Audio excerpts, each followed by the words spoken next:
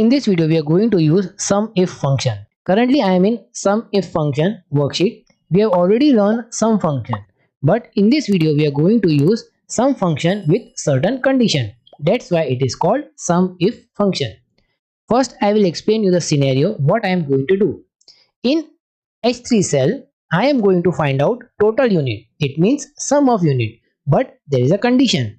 I want sum of unit only for store 3000 only. Like store 3000 is there in row number 7 over here. There are 502 unit. Store number 3000 is there in row number 13 over here. There are 121 unit and so on.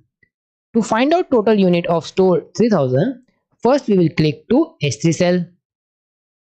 Then press equal sign. Then write SUMIF. And then do double click. And in that first argument is range.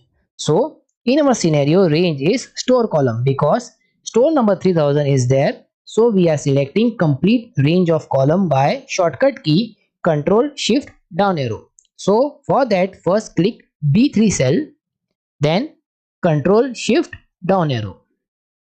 Complete range of store column is now selected. Then press comma. Second argument is criteria, and in this scenario store 3000 is the criteria which is there in G3 cell. So we are writing G3. After that press comma.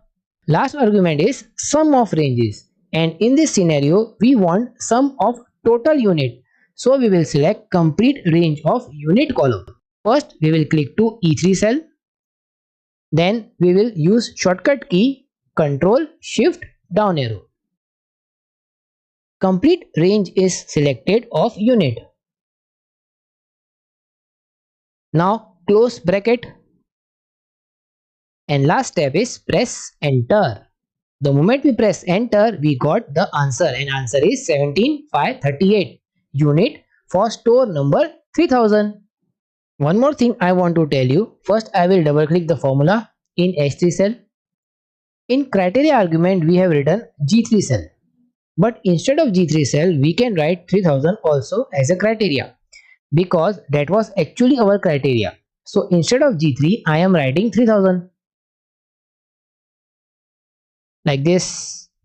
Now let's check it out. Does this 3000 is working in formula or not? Now press enter. This is working.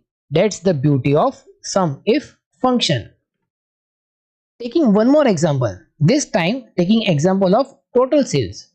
First click the cell I3 over here, then press equal sign, then type SUMIF, then do double click. First argument, select range of cell, same store column.